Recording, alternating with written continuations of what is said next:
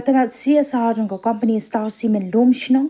East Jaintil District Haringkat Nongtrei lang bat ka Jowa Civil Hospital Blood Bank Center, minta ka singi kala pelong ya ka program Snam ni ka blood donation camp haka ba kila dan Haduh saupo ngut ki Nongtrei jong company Star Cement kibla one man Snam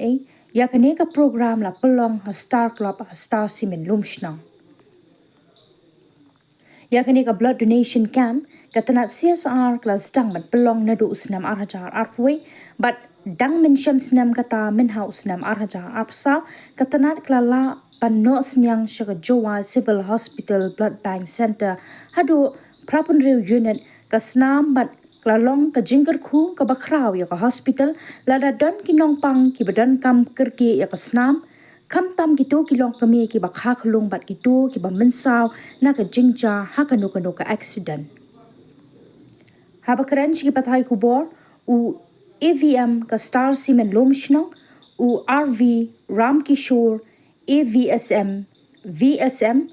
u bala shong that na ka kam kum u GM jong ka HR bat ADM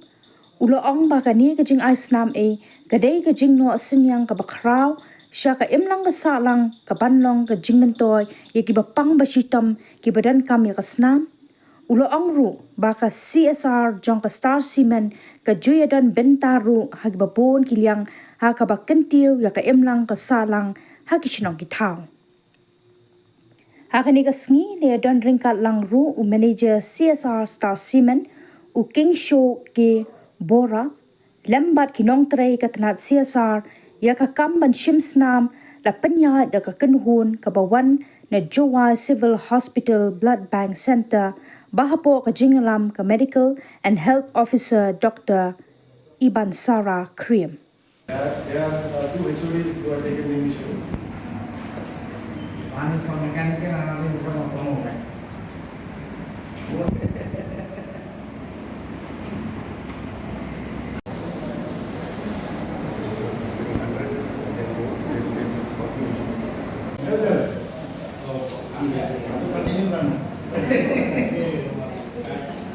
We have organized a blood donation camp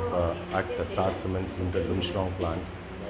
in collaboration with the Jowa Civil Hospital. It's a very noble cause which the Star Cements has always been involved in various CSR initiatives. And since 2021, we have been organizing this blood donation camp twice a year. This is the first in the current year of 2025,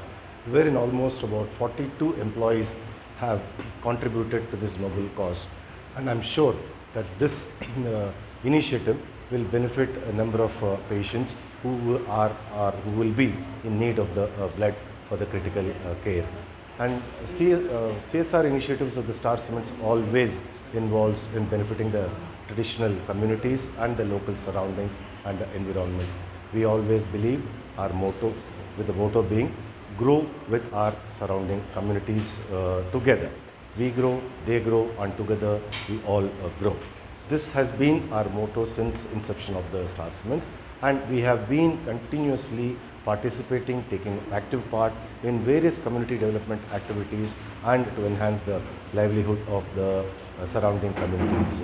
We do wish the communities would prosper along with our Star Cements group, and we are always there hand in glove, hand in hand, shoulder to shoulder to ensure that the local communities get the maximum benefit out of our Star Cement CSR initiatives. Thank you very much.